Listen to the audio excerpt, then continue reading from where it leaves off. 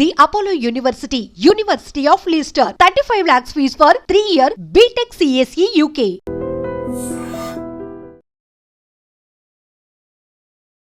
నమస్తే, నా పేరు doctor N Subrahmanyam, Ayurveda specialist, Amrutham Ayurvedic hospital, Hyderabad. బలహీనత నాకు ఎనర్జీ ఉండడం లేదండి, చాలా బలహీనంగా ఉంటాను, ఎప్పుడూ నీరసంగా ఉంటుంది, ఏ పని చేయబుద్ధి కాదు, పడుకోవాలనిపిస్తుంది. ఈ బలహీనత నుంచి ఎలా బయటపడాలి, అసలు మంచి శక్తి రావాలంటే ఏం చేయాలి, మంచి ఉత్సాహంగా ఉత్తేజకరంగా ఉండేటట్టు చేయాలంటే మాకు ఏవి అందుబాటులో ఉన్నాయి చెప్పండి అని అంటున్నారు. ఇది చాలామంది ప్రేక్షకుల నుంచి వచ్చిన ప్రశ్నలకే నేను ఇక్కడ సమాధానంగా చెప్తున్నానండి. ఈ బలహీనత ఎందుకు వచ్చింది అనే దాన్ని మీకు మీరే శోధించుకోవాలి. మీకు సరిపడినంత రక్తం ఉందా, మీ యొక్క ఆహారం సక్రమంగా జీర్ణమవుతుందా, సమయానికి ఆకలి వేస్తుందా, విరేచనం సక్రమంగా అవుతుందా మీరు గమనించండి. ఇవన్నీ సక్రమంగా ఉన్నప్పుడు మీకు బలహీనత వచ్చే అవకాశాలు లేవు. మీ ఆహారం సక్రమంగా జీర్ణం కాకపోతే, మీ యొక్క పోషకాహారం సక్రమంగా మీ శరీరానికి శోషణ జరగకపోతే మీకు బలహీనత వస్తుంది.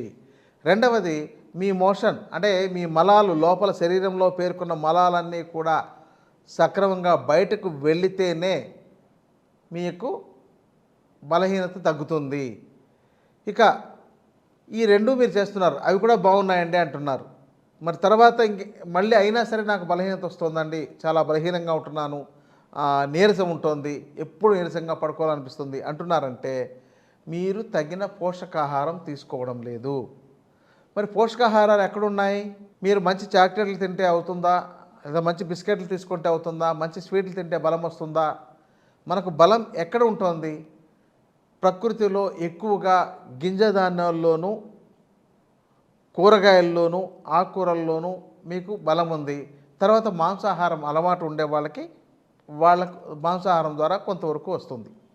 అయితే వీటికంటే ఈ వెజిటేరియన్ ఫుడ్తోనే ఎక్కువ పోషకాలు అందుతాయి. ఇక్కడ మీరు వాటిని సహజ సిద్ధంగా స్వీకరించాలి. ఎలాగా? గింజ ధాన్యాలను మీరు ఉడికించి దానికి ఏదో మీకు రుచి కోసం ఒక మసాలా లాంటివి కలిపి వాటి తినాలి.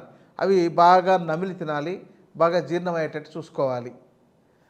అలాగే ఆకుకూరలు ప్రతిరోజు మీరు మినిమం ఒక 40 గ్రాములైన ఆకుకూరలు తినగలిగేటట్టు ఉండాలి.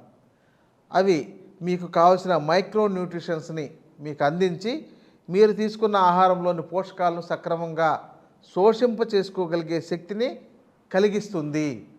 ఈ ఆకుకూరలకు ఇంత మంచి గుణం ఉందండి. అంటే ఉడికించిన తర్వాత మీరు తీసుకునేది ఒక 40 నుంచి 50 గ్రాములు అంతే తప్ప నేను పచ్చి తీసుకొచ్చానంటే అది ఉడకబెట్టిన తర్వాత 20 గ్రాములే వచ్చిందంటే సరిపోదు.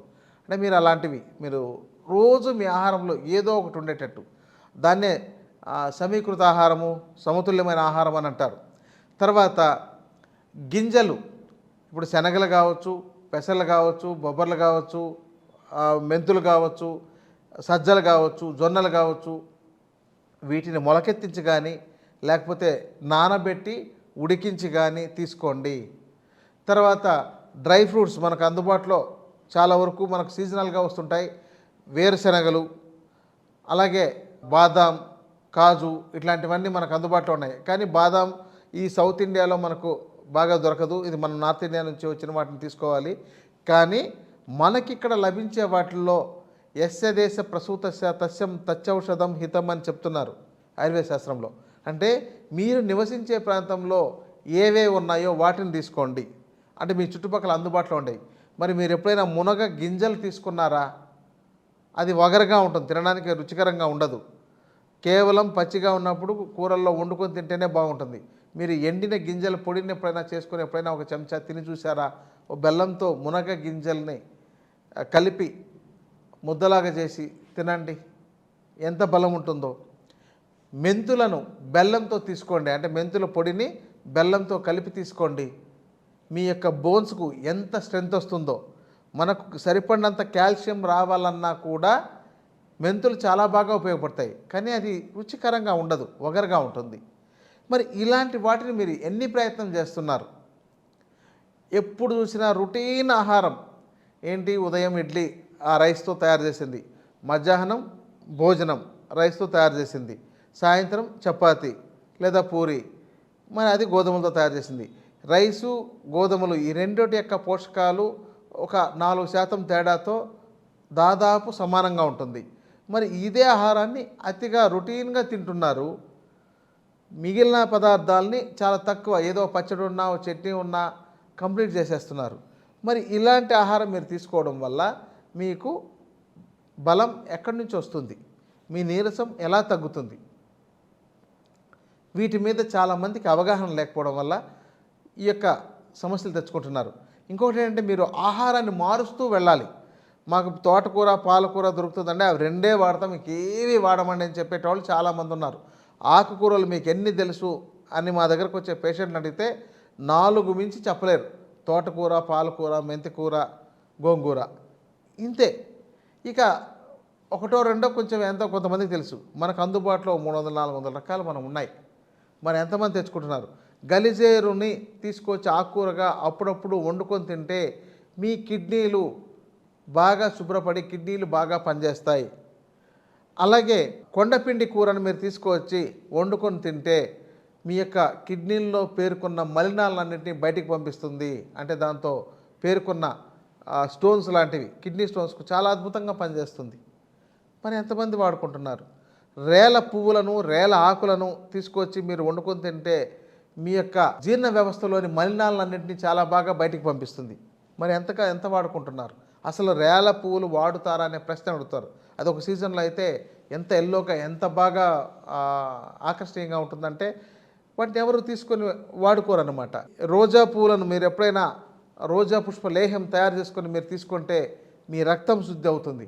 అంటే ఇలా ఒక్కొక్క పదార్థాలు ఒక్కో విధంగా పనిచేస్తున్నాయి. మీరు అరటి దూటని వండుకొని తింటే మీ యొక్క లివర్ని, మీ కిడ్నీని, మీ యొక్క లంగ్స్ని బాగు చేసేవి వాకుడుకాయలు, అలాగే బృహతి కంటకారి అని అంటే నేల మొలక అంటారు. వీటిని తీసుకొచ్చి మీరు వండుకొని తినగలిగితే మీకు మీ లంగ్స్ క్లీన్ అవుతుంది. ఇప్పుడు చాలామంది సిఓపిడి, ఐఎల్డి, అస్తమా, బ్రాంకైటిస్ ఇలా రకరకాల లంగ్స్ రోగాలు చెప్తున్నారు. దానికి ఎప్పుడు యొక్క స్ప్రేలు అంటే పఫ్ లాంటివి కొట్టుకోవడం, రోజు ట్యాబ్లెట్లు వేసుకోవడం, ఆ సిట్రిజిన్లు కానీ ఇలాంటివి వేసుకుంటే కానీ మాకు బ్రీతింగ్ సరిగా రాదు అనే వాళ్ళు చాలామంది ఉన్నారు. మరి ఎలా వస్తాయి? మీరు ఇలాంటి ప్రయత్నాలు ఏం చేయకుండా మీ యొక్క నేలవేము నేల ఉసిరి కనుక మీరు తీసుకున్నట్లయితే మీ యొక్క లివర్ చాలా బాగా ప్యూరిఫై అవుతుంది. మరి మీరు ఎప్పుడు తీసుకుంటున్నారు? కనీసం ఒకవేళ చేదు వగరు రుచిగా బాగాలేదనుకుంటే వాటిని ముద్దగా చేసి తీసుకోవడం కానీ, లేకపోతే ఎప్పుడైనా ఔషధంగా వాడడం కానీ ఎంతవరకు చేస్తున్నారు? ఇలాంటివి ఏమీ చేయకుండా మీ ఆర్గాన్స్ బాగలేకుండా మాకు బలహీనత తగ్గిపోవాలనంటే ఎలా తగ్గిపోతుంది? మీ ఆర్గాన్స్ బాగుండాలి, అలాగే మీ యొక్క మలాలు ఎక్కడ పేరుకోకుండా ఉండాలి, మీ యొక్క జీర్ణ వ్యవస్థ సక్రమంగా ఉండాలి.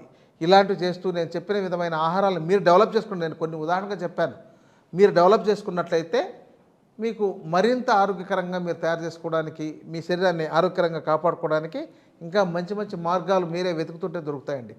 నమస్తే.